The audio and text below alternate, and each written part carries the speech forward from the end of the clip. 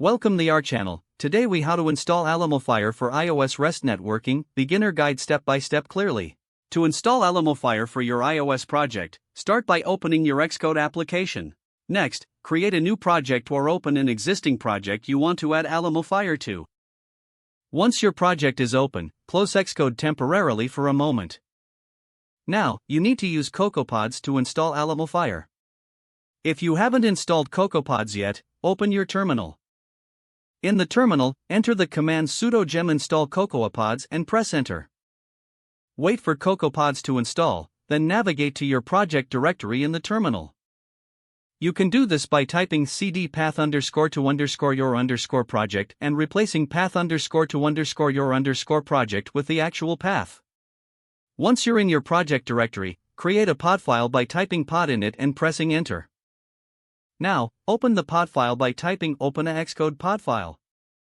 In the pod file, locate the line that begins with #pods4 and add the following line below it, pod Alamofire 5.4.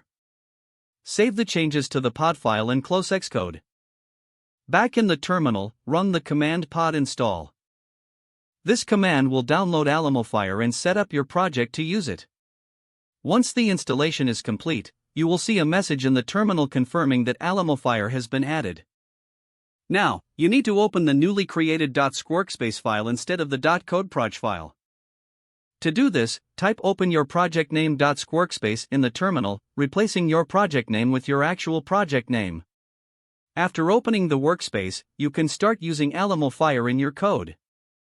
To do this, import Alamofire at the top of your Swift file. Now you are ready to utilize Alamofire for REST networking in your iOS application. This concludes the installation process for Alamofire in your iOS project. If the page does not load, refresh the browser or try again in a private or incognito window. Make sure you are using the correct email address, then retype it carefully to avoid small typos. If your password is not accepted, use the reset option and create a new strong password you can remember. Check your spam folder for verification or security emails, then complete any Enable two-factor authentication if available to improve account security and reduce unauthorized access risk. After signing in, review your profile details so your contact information and settings are accurate and current. If you see an error message, note it down and try again after restarting your device and internet connection. Don't forget to like this video and subscribe to our channel for more step-by-step tech guides.